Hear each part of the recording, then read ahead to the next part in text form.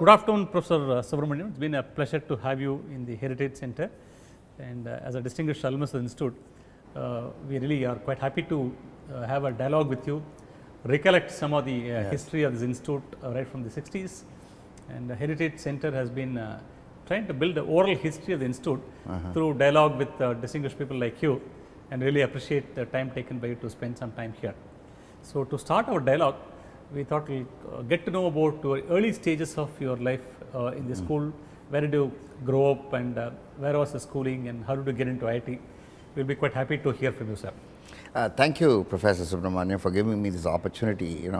Before my own memory fades, it's nice to be able to recollect and record for posterity some of the experiences I enjoyed. Let me begin by saying that the 5 years I spent in IIT Madras were really formative and probably the most important influence in my life. I've done many other things later on in my life, but those 5 years were extremely important, even after all these years, I would say so. Just going back to my own childhood background, I was born in Madras. Like my own mother and my grandmother, it goes back generations, although I'm from a Telugu speaking background.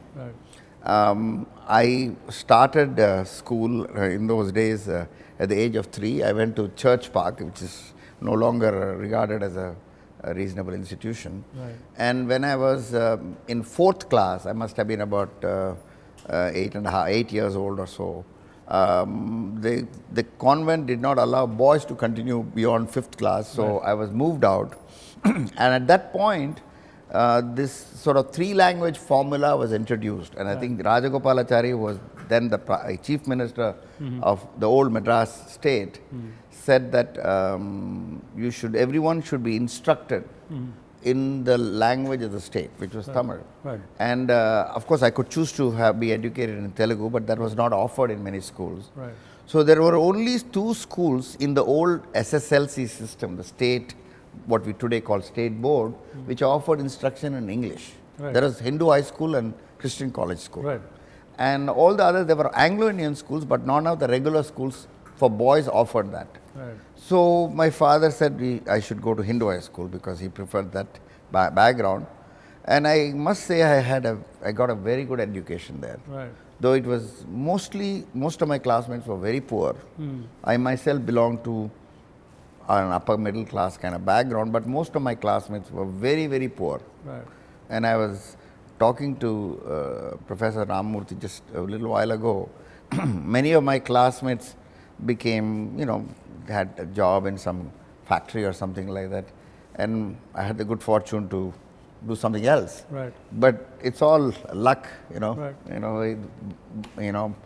could have well been that they would be in my place and I would be in theirs. It's just the way it works. Life works. But when I finished my SSLC, I went to Vivekananda College for the pre-university course. And there were, in those days, there was a craze for going into medicine or engineering. There was nothing else on offer. Everyone wanted to do one of those 2 things. And my mother and my own great-grandfather had graduated. My great-grandfather had graduated from Guindy Engineering College. And so also my grandfather. My mother's father's father was a graduate. And by the way, just since we are recording the history, my great-grandfather graduated from Guindy Engineering College around 1885 or so. That's a history. That's a history. And he graduated first in the university. First in Guindy Engineering College, only one college. And but in the 3rd class, I believe. He got 3rd class, but he was first in the university. Oh, see, very unique. But he also had taken classes in the law college.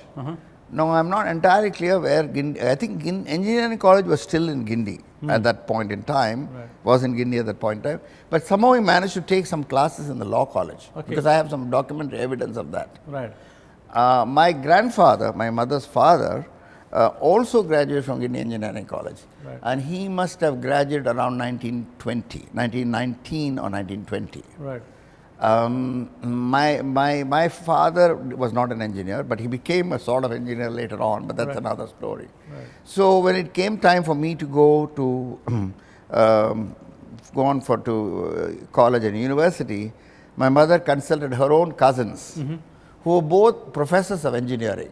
One was a professor at Indian Institute of Science, and the other was the principal, they used to call them, of colleges, of Regional Engineering College in Warangal. I think it's called NIT now, Correct. Regional Engineering College.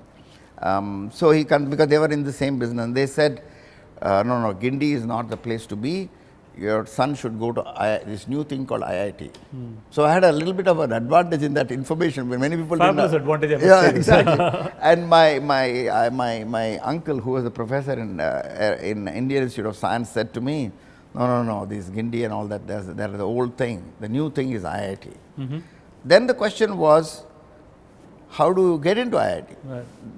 It was recognized only by merit. There's no other criterion that plays a role. Right. But my mother, who had basically studied until intermediate in those days, she didn't have a graduate degree, but she was very, very smart and aware person. So she said, she decided that I should go to IIT. But how to make it happen? You know, it was in those days the whole system was not known. Right. It was rumored there was an entrance exam, and it was rumored that the syllabus was much higher, at a higher level than in the Madras University. Right. But mother said we have to do something about this. So she got hold of a teacher who would teach me mathematics and physics. I think he would teach me, and he gave me what he thought were good things to study. Right. They were still, slightly higher level than pre-university, but not at the level of IITs, which required to think out of the box in the exam. Anyway, I took that, and as I said earlier, I did very badly in the entrance exam. My impression is I got about 30%. Right. But I don't know. This is what Professor Venkateswarlu had informed my parents, that I got 30%. I think. But then it turned out that 30% was good enough to get top ranks. To get in that was kind of like in the top ranks. Right. And I was admitted. By the way, a little bit of footnote to my story. Narayan Murthy of Infosys was also in the same group that came here for the entrance examination. For the the interviews. Counseling, what is called counseling. In those days, we just called it interviews. Okay. And he tells me, I have no idea. I don't remember. He doesn't remember me. But he tells me that he was also offered admission, I think probably in electrical engineering. Right. But he said to me that when they told him that he would be admitted and he would have to pay 75 rupees per month for the mess bill and 100 rupees for the room and 200 rupees per year for the fee.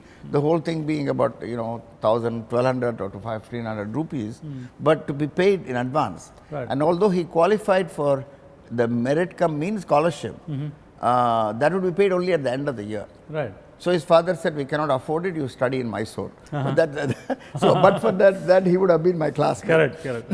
So anyway, I came here, and just turning to so we were about 200, a little more than, I think 203 or 204 students, if I remember correctly. We were split into two groups. And in alternate weeks, one group would be in the classroom and the other group would be in the workshops. Right. And I believe, this is where my memory is a little imperfect, I think the class that was in the classroom was again split into two parts, and the workshop was also split into different groups. And we had to take classes in English, physics, chemistry, mathematics, and there was some humanities subject. Psychology, economics. Maybe history or something. That came later. That was in later years. I'm talking the first year. First year was, there was something, maybe it's only English then. Right. English, physics, chemistry, mathematics. Drawing, engineering drawing? Engineering drawing. Right. This was what was in the first year. Right. And we would go to in the class, the classes were from 7:30 to 11:30, 1 to 4. Monday to Friday, and Saturdays half day, 7:30 to 11. So 39 hours we were sitting in the classroom. Wow. I don't know if it is different in your time. It was Monday to Friday, but by the timings were similar. Similar? Yes. Okay, so we were in the classroom, and of course, and then we were, I mean, none of us had any idea what we were getting into. So it was all, you know, you went to the class, wrote down your notes. They were very strict about attendance. Right. If you missed more than, I think, a few percent, maybe 10% of the classes or whatever, maybe, I think the minimum was 85%. If you fell below 85%, you'd be failed for that year. Right. You'd repeat. Right. But anyway, so of course we resorted to all sorts of methods to make sure that we marked present, you know, including sort of trying to surreptitiously answer the roll call for somebody else. This was a very prevalent practice. So anyway, we managed. Speaking for myself, and I think probably many others, I had no idea what was going on. I sort of went through the motions, and I was not a particularly good student, I have to say, in the first couple of years, to the point where my mother expressed, she didn't say much, she said, "I'm very disappointed." Oh, and I said, "You know what, I don't find this terribly interesting. But I think I'll do fine, you know. I just don't find this interesting." And I said, "You know, there's no way out of this. You know, you got to graduate." Right. And my mother said to me, "So long as you get a first class, that's just fine, you know." And I said, "Yeah, I'll make sure I get a first class, but I don't think I'll do very well." Right. And so you know, there was a lot of my education was in the hostel, to be honest with you. And, you know, reading various things and up to a lot of juvenile pranks. And I was active in other things like the quiz and the debates and so on and so forth. Right. And I also became involved with Campus Times, right, the magazine at that time. And really, you know, growing up, because we were very young. I was not even 16 when I arrived. Right. I was, you know, the cutoff was you could not be less than 16 on September 1 or something like that, or the year you joined. So I was a little bit shy of that. I was, you know, because I was born in August, so I just made it. If I had been born even a week later, I would not have qualified. Would have lost a year probably. Lost a year. But so I was thereupon one of the youngest in the class, almost by definition. So very, very immature.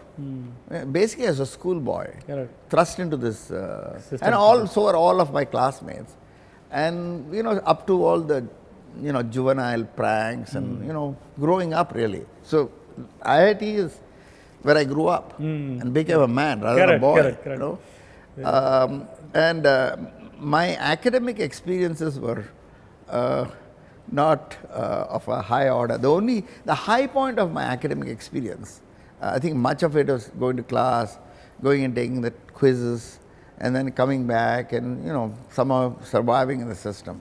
And I must confess, I remember very little of what I studied. The only thing that's made a little bit of an impression on me is mathematics, because I still use it. Right. But, you know, not with any deep understanding, you know, sort of fairly rudimentary knowledge of mathematics. I graduated with that.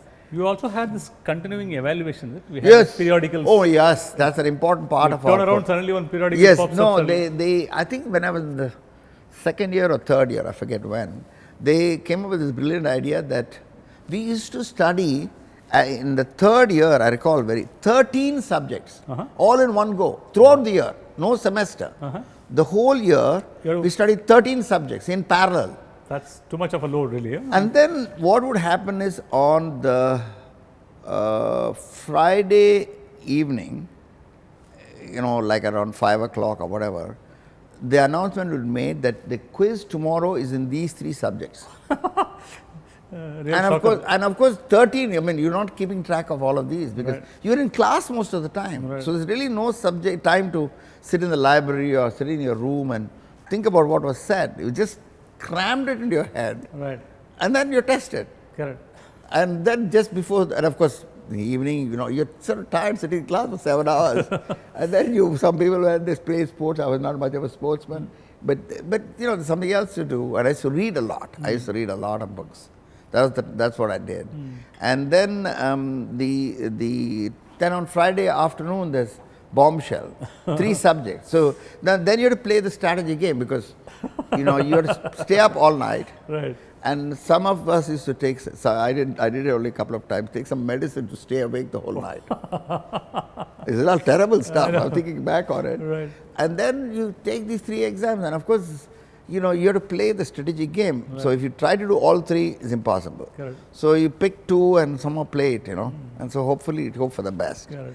And the curriculum was not very well established. I don't think the faculty were... Formative times probably. Yeah, and even the faculty, I doubt very much whether they, you can correct me if I'm wrong, because the professor was there at that time.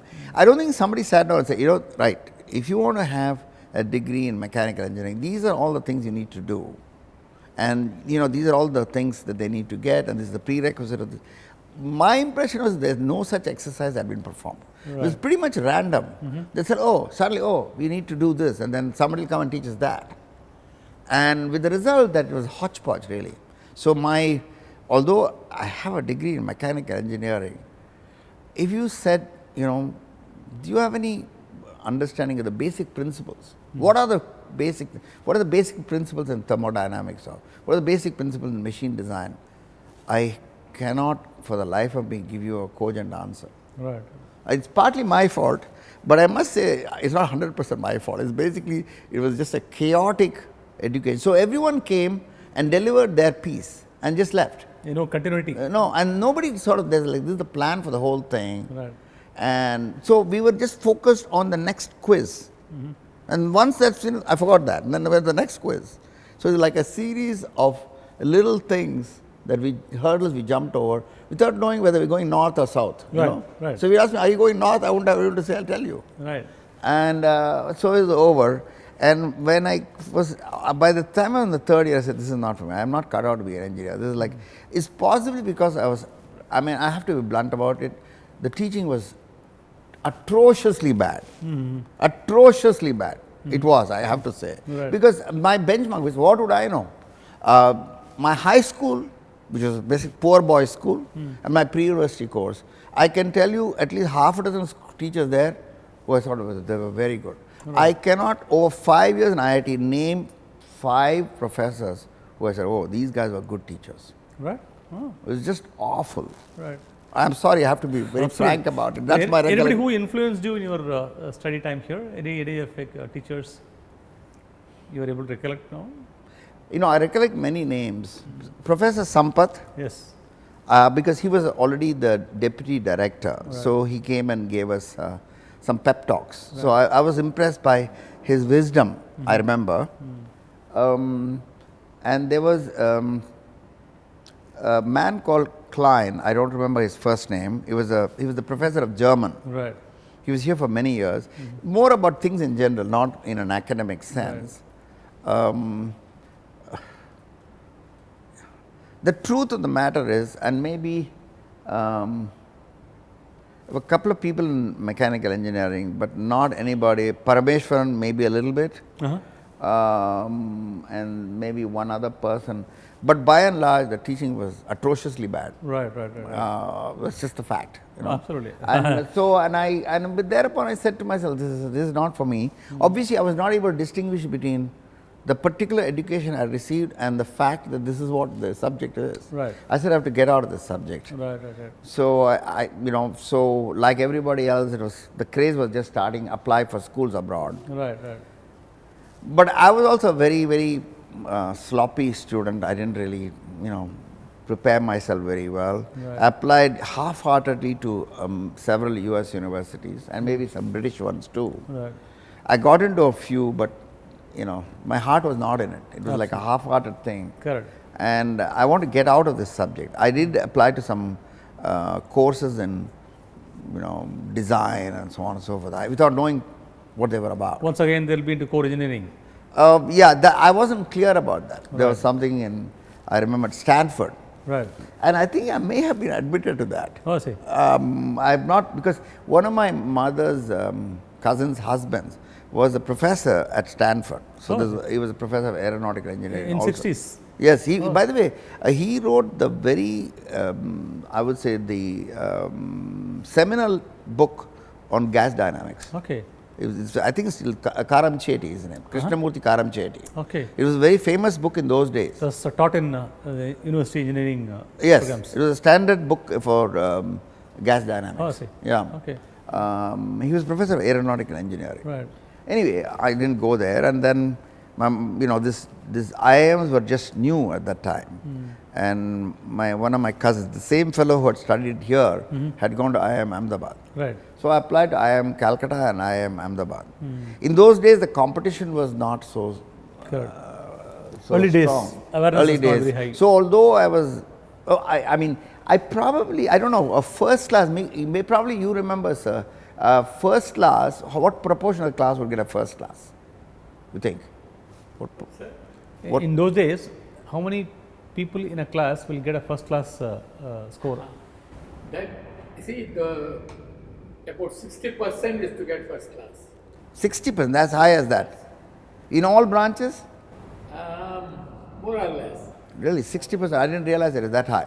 So I was in the top half of the class, maybe top 40% or something like that. That was my mark. So from the academics towards the hostel, how was your experience in the hostel life? Hostel was mostly these juvenile things, a lot of hostel days, and I was very active in those things and organizing events competitions and all those kinds of things. There's a Which lot the of hostel that. you stayed, sir? I started, all of us, because this hostel system had not yet been sort of codified.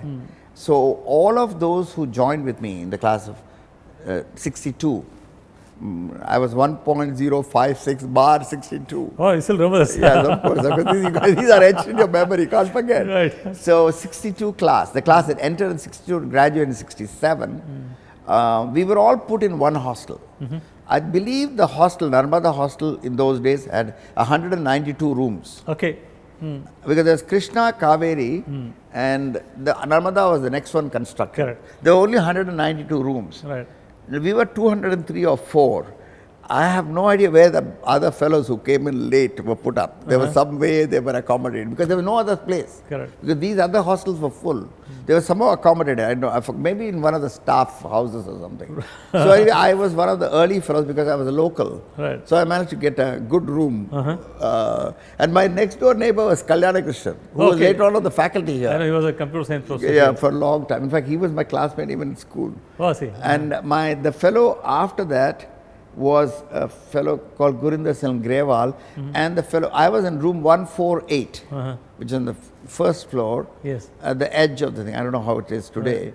And Gursharan Singh Sidhu was my classmate, who was clearly the most outstanding student in my class, without question. I mean, he was here and the next fellow was here. Okay. And then most of us were clustered in a big cluster below. Right.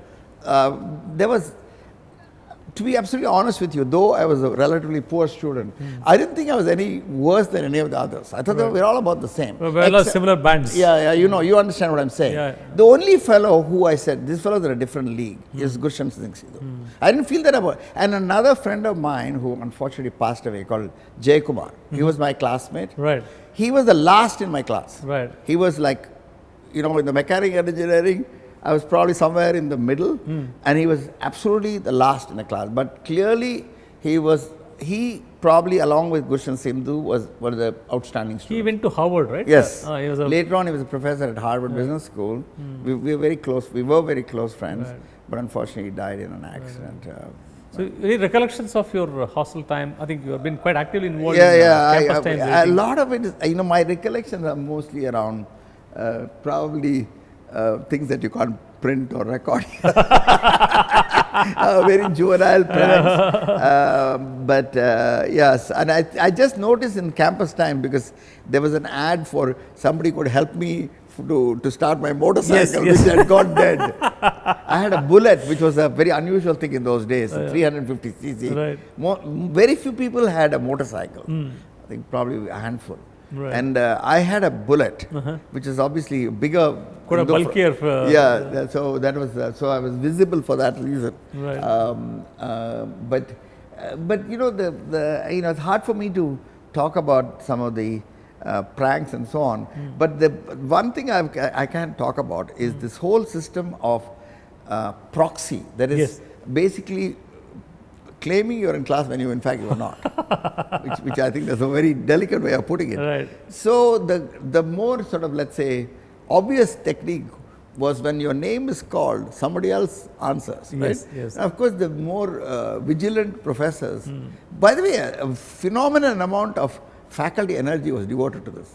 Really calling, I don't know, like 10 minutes of the 1 hour Attendance. was devoted to taking attendance Correct. and detecting whether somebody is actually falsely given proxy, as we used to call it. And I still remember in the lab, because the lab, I remember this was in the second year, I have a very clear memory. We were in, I think it was one of the electrical things, we had to wire various things. And there was a classmate of mine who was expert in not coming to class and having somebody answer for him. Right. In fact, he's there. Thomas Victor was his name. I see. So the fellow was not there. We were supposed, our group, I still remember, was supposed to be 16 people in that electrical wiring thing. Right. So, and of course, it's a big workshop, and everybody is milling around, and so the fellow had a suspicion that although 16 people had answered the call, there were not 16 people there. Very clear. So the fellow started to say, he started counting, but everybody's moving around, so he couldn't count and make sure. Then somebody said somebody's got a bathroom, all sorts of things. So it was not clear whether there were 16 people there or not. Then I don't know what, so we knew we were all in big trouble because somebody has done it from this group. So the word was sent to this fellow Thomas Victor, who also had a scooter. I don't know how the word was sent to him. But after a lot of, the fellow said, finally, people all stand in line because I cannot count you because everybody is moving around.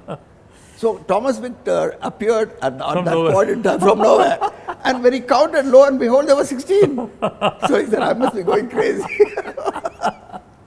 The other prank was, see, there was one of the things, this old German system. They would give us like a big piece of metal. I don't know whether you had that in your time. Yes.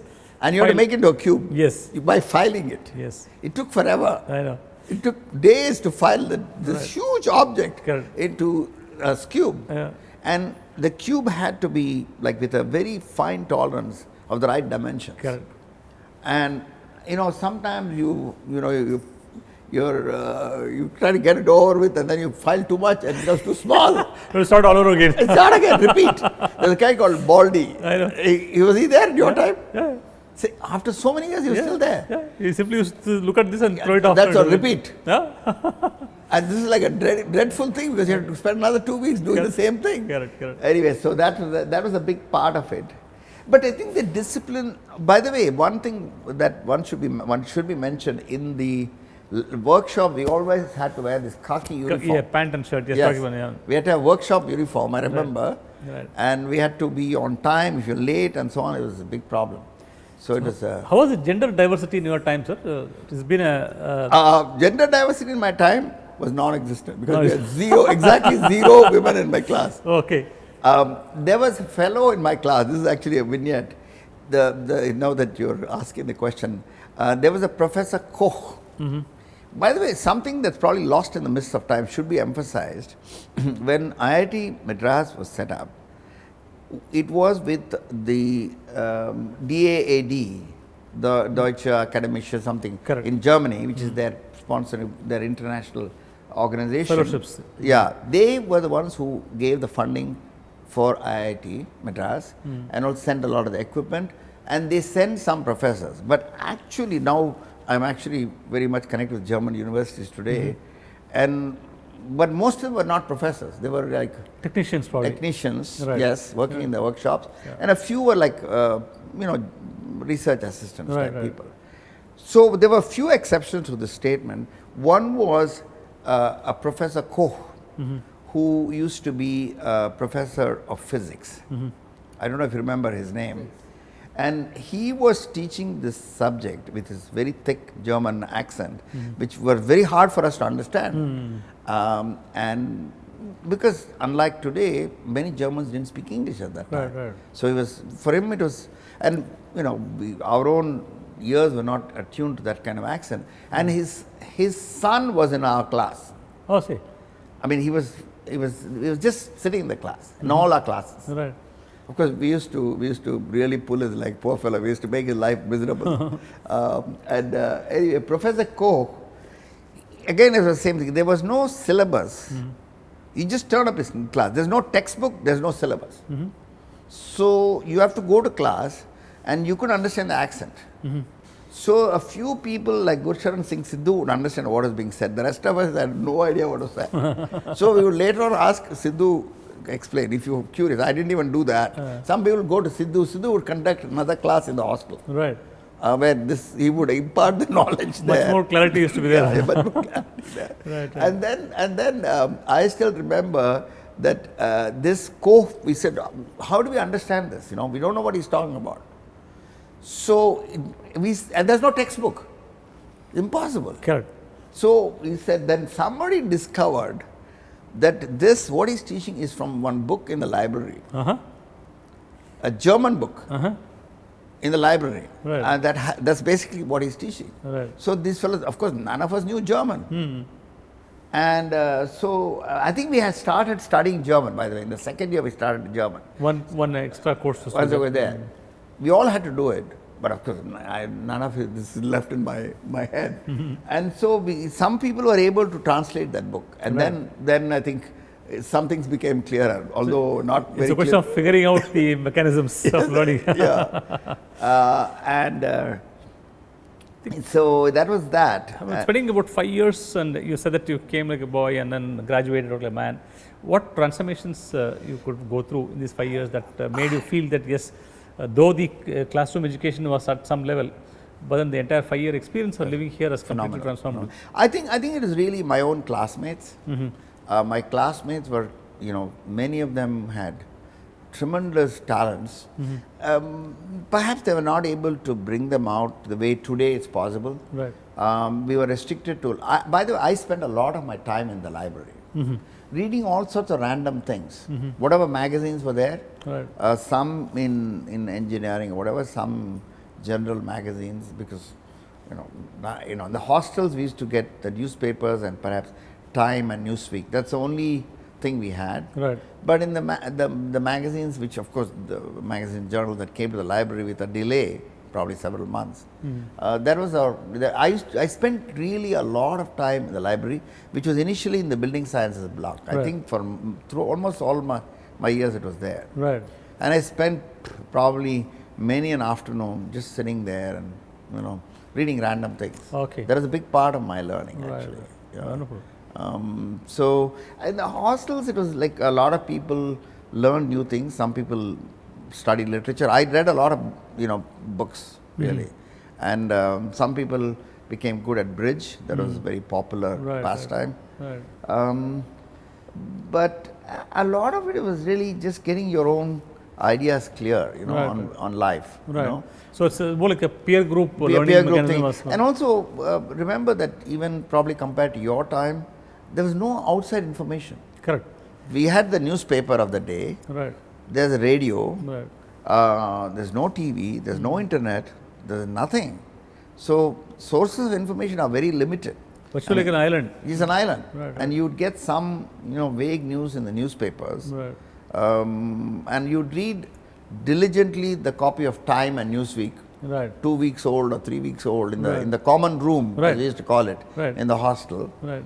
That's where, and we used to watch the movies. OAT. OAT movies. That was a big part of our social life. I know. Only entertainment available for Yes. And since my parents lived in that city, I would leave on Saturday right after the morning session, and come back in time for the movies. So, see. Yeah, the Saturday afternoon I would be gone and come back sort of, and the hostel food was atrociously bad. Oh my goodness. It was just horrible food. So basically I waited for the weekend and whatever stuff I could get between weekends. Right. But then my room would be raided. Somebody will come and eat my stuff, There's no such thing as really privacy in those days in the hostel. Anybody can simply anybody can go into any room. I know, that's true. And I still remember one prank I remember very clearly. There were a lot of goats going around here. I see. I mean, because there's a lot in this kind of, there was no gate, there was no walls. So there were all sorts of, free entry for everybody. Yeah, and there were a lot of farmers and goat herds used to let their, goats loose. And the big thing was these poor goats and donkeys. There were a lot of donkeys, I guess, connected to the construction work. Mules, really. And so this goat, I still remember, somehow somebody got hold of a goat and basically put it inside that fellow's room. When he tried to open the room, this goat made a big mess in the room. And that poor fellow was known as Goat Madhavan Theravon for throughout his tenure. These memories are quite vivid, Yeah, despite almost almost 5-6 decades. And the other time, somebody tied a goat to that bench in the physics lab. Suddenly this goat appeared, You have taken the pranks to much higher levels. No, we were particularly bad. Our year was very, very notorious. In fact, I think Professor Narayan Murthy, who was the head of the mechanical, he came and gave us a big talking to with all these pranks. Oh, I see. Yeah, because it was terrible, terrible.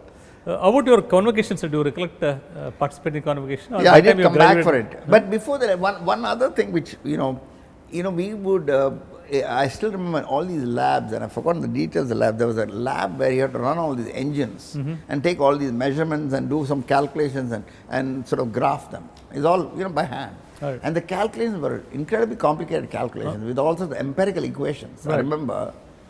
And with these exponents which are all, they're not like squared or cubed, 1.4544. Fraction of an exponent. And then you have to use your slide rule. That's very important. Today's people will not even, because they wouldn't know what a slide rule is. Do you know what a slide rule is? Yeah, we are the process of slide rule, yes. You used a slide rule? Yes. Okay. Yes. So all our calculations were performed in slide. By the way, you should in the lab, I'm happy to give you mine. Do you have a slide rule? I think you should take if he has got one with you. I'll give you mine. I'll donate. It'll be great to have it as a heritage. My slide, I still have it. Please remind me. I will send it to you Right. because that's an important thing for us. This is like our life. I know. The slide rule. Correct.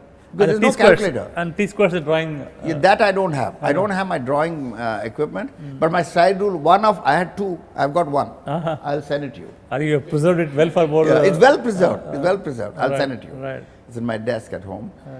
So the slide rule is all we had. Right. So the thing is, these calculations are so complicated, and you got to graph these things. To get calculate one opposition will take you 1 hour because it's all complicated things. Right.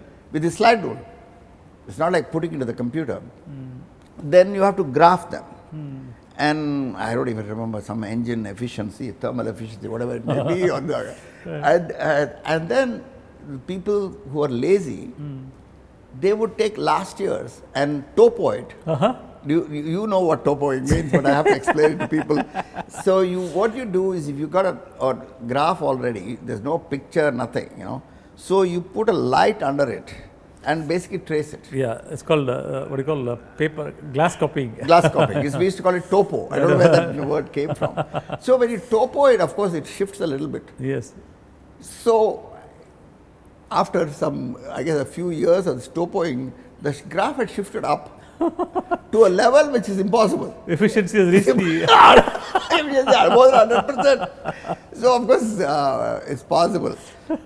So, another prank I remember, which I was part of. See, there was all this, again, this electrical lab. I don't remember the details. Again, some motors you have to run and so on and so forth. And again, the same thing, you have to graph and write a report.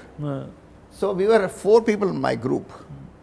And 2 of us were very bad, not doing the work. One fellow was okay, and the 4th fellow was a highly diligent fellow. So he used to write all the reports. We didn't contribute to it. After a while, this fellow said, I'm not going to put your names on it, I'm going to submit it just with my name. So what do we do? He suddenly sprung this upon us. So we went and manufactured something and we submitted our report. Then the professor said, you are supposed to be in the same group, how come the readings are different? Then we said, we don't know about that fellow, this is our reading. And that fellow got into trouble. Anyway. Excellent memories. I think your family also had a good amount of connections with IIT. Yes, that's true. My brother studied here 3 years after me. He came in 1965 Yeah. and graduated in 1970. And my sister studied here. She did her MSc. My brother did a BTech. My sister did her MSc, I believe, in 1970. Let me calculate. From 1971 to 73 or thereabouts. Right. That's what I believe. She did her MSc. And then my nephew, my sister's son, another sister's son, did his BTech here. Probably, I'm guessing. Dhananjay, is it? Dhananjay, you know him? Yeah, I met him. Yeah, he did. I think 2007, 8 around that time. No. He did it in the 90s. I'll give you the exact year, 1978 to probably 1990. He graduated in 1990. Okay, right. Correctly. Sorry, no, 2000. I beg your pardon. Right. So he started. I'm getting it wrong now. 1978. He should be Probably 2000. 99 or something. He graduated. Right. So because I remember because he was with my mother who passed away in 96. So he probably started in 95, I believe. Right. So he was here, and I have another niece, but she went to IIT Kanpur. The others in our family actually in my family we have 10 in the next generation. My 2 children did engineering, despite my bad experience. They insisted I did engineering. They both studied at MIT. And another, I guess out of 10 grandchildren, 1, 2, I think 8 or 9, they all have advanced degrees. 5 of them have PhDs. And I think 7 have engineering degrees out of 10. That's quite a lot of engineering content. Yes, and all family. from, one from MIT, one from Berkeley, one from Georgia Tech, one from McGill. I forget the rest. They're all, So you and your brother must have overlapped a yes, couple of years. I did. Yes, because we would, he went to the same schools and same IIT. But he was a very good student, unlike me. Yeah, he was a good student. He continues to be engaged in engineering. Yes, but in a different sort of way. But he is, yes. He's definitely a far better student and a far better engineer than I was. But yes, he always did his homework, and like me, my mother was very worried about me. Terrible. But anyway. I know. The other thing is that you also were engaged with IIT in some way or other post your graduation. Yes, that's a good question. I wasn't that engaged until about, I would say, 20 years. I think I reconnected for our 25th reunion, which must have been in 1992, I think. Yes. That's when I reconnected. I think the intervening years we were all busy with our lives. Right. But yes, and then not as much, and then more recently I've begun to sort of, repay my debts. Right. Because, that's something I feel very strongly about. I was discussing with the director just a little while ago. Right. We are what we are because of Absolutely, it's true. These institutions. Right. So we also been really proud to have you as a distinguished alumnus of this institute, and I think you were awarded in 2003, around that time. Yeah, a while back. But yes. You also instituted an award for the best teaching professor here. Yes. Can you tell us something about that? Yes, that's a good question. So partly perhaps because of my own sort of experience, I felt we really have to improve the quality of teaching here. So I contacted Professor Anand, who was the director, probably way back in the early 2000s or something, and he was not very receptive to the idea. He felt that it would not help the morale of the faculty. But I persisted, and much later, I think Professor Ramamurthy was very enthusiastic, and then it came into being, and Professor Nagarajan, who was, I guess still is the Dean of Alumni Affairs. Right. He really made it happen. And I'm very happy to say that I met several of the awardees, and then I know that today's students have excellent teachers. Absolutely. Absolutely, quite true. I think they have the benefit of generations. Yes, no, but I think that what impressed me about the great teachers today, I met I think 4 of them. Their passion for teaching comes through. Very high, very high. And many of them are willing to sacrifice the earnings and then come here and teach. Yes, no, and yes, I know how many of them, I'm sure, had many opportunities elsewhere. But this is certainly something, and frankly, I know that financially the faculty could get many more opportunities outside. Right. But I'm very pleased to see that, since I'm also an academic, I'm pleased to see that there are enough alumni who think being a professor is something worthwhile. Right, quite true. And people like yourself, I'm sure you had many opportunities Today, elsewhere. interestingly, the institute has got roughly about 40% of the faculty who are all alumni of the institute and coming back wonderful, to teach. Wonderful. And I think, frankly, this campus, I mean, there's nothing like this in India. Absolutely. Nowhere in India. IIT Bombay doesn't have it, IIT Delhi doesn't have it, IIT Kharagpur is in the middle of nowhere, right. And all the new IITs, and this is here near an urban metropolis. Absolutely. And not that far from the center of it. Correct. It's become now the center of the city now. Yeah, exactly. And it's a real privilege to be a student or a faculty member here.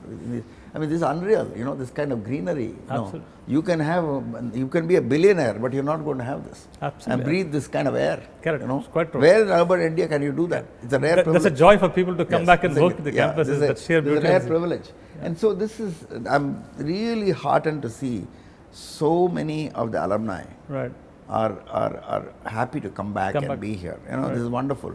So what triggered this thought process of setting up an award in your mother's name, for recollect, is your institute award here? Yes, as I said, my mother was instrumental in my coming here.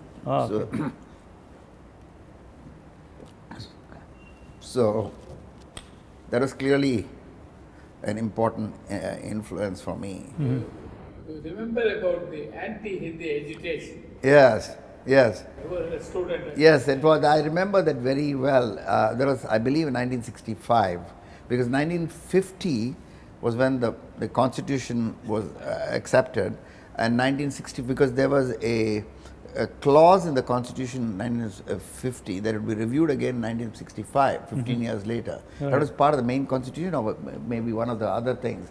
And it was reviewed, and actually it was decided to implement this 2-language policy, that the English and Hindi would be the official languages, while the others would have the status of national languages, all the other major regional languages, but English and Hindi would have a special status. Right. And that was the moment when the Dravidian movement was gathering steam, and they sort of coalesced around this notion that this could be a thing that changed the whole picture. And 1965 was when they became a force, at least regionally and even nationally, because they were attracting attention, because there was no party that could oppose the Congress. Because here all of you are all asked to stay in the yes, because there was a lot of violence in this, in Tamil Nadu everywhere, and yes, I remember that very clearly. And of course, that started the whole Dravidian movement. They got their impetus from that. Was the platform on which so in 1967 they won the